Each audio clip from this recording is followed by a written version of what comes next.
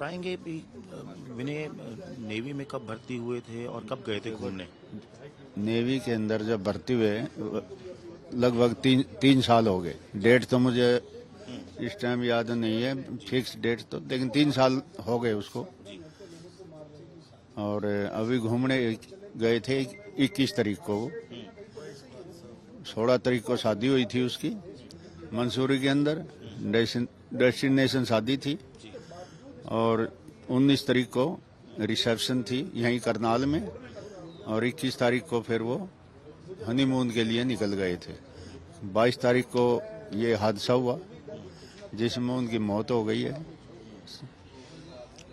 तो यही है। आपको कैसे पता लगा इस घटना के बारे में, जो टेरर अटैक हुआ और उसमें उनकी जान चली गई? आपको कैसे पता लगा परिवार को? उसके जो लड़की थी, हमारी बहू थी, जो पोत बहू, वो साथ थी उसके।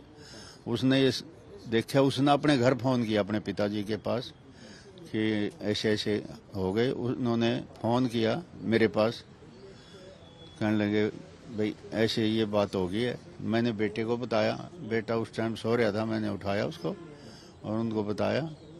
और उन्होंने कहा भाई मैंने सीट बुक करा दी है और फटाफट आ जाओ। तो यहाँ से वो दिल्ली चले गए, दिल्ली से जहाज पकड़ के श्रीनगर पहुंच गया। आगे का मुझे पता नहीं है। तो और कितने भाई बहन हैं विनय के? विनय अकेला था, उसकी एक उससे सिस्टर है छोटी, 2 बच्चे थे उस पर, मेरे बेटे के ऊपर से 2 हैं, 2 बच्चे थे, एक लड़का एक लड़की। परिवार के लिए तो बड़ा मुश्किलों का पहाड़ हुआ, अभी खुशी मना के हटे। हाँ जी, इससे फालतू और पहाड़ क्या गिरेगा जी। ये तो बहुत भारी पहाड़ है, वो तो हमें पता है, जैसे बैठे हैं हम यहाँ। बाकी तो कसर तो रही नहीं कुछ। तो पहुंच गए हैं आपके बेटे जो है वहाँ पहुंच गए हैं? बेटे मेरा रात को 8 बजे पहुंच गया था। हाँ, श्रीनगर पहुंच गए थे 8 बजे। हाँ, तो आज ही लेके आएंगे? उम्मीद की जाती है कि शायद शाम तक आ जाए, क्योंकि उसका पहले पोस्टमार्टम होना है।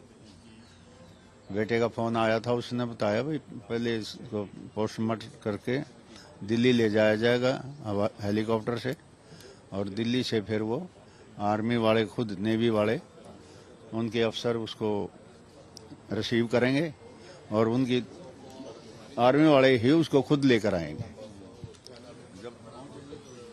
सुना आपने कि एक ग्रैंडफादर थे विनय नरवाल के, जो पहलगाम टेरर अटैक में विनय नरवाल जो मारे गए, और परिवार के लिए कितनी मुश्किल घड़ी, क्योंकि कुछ दिन पहले ही इनकी शादी हुई थी, वो बाहर हनीमून के लिए घूमने गए थे और वहाँ इस टेरर अटैक में मारे गए।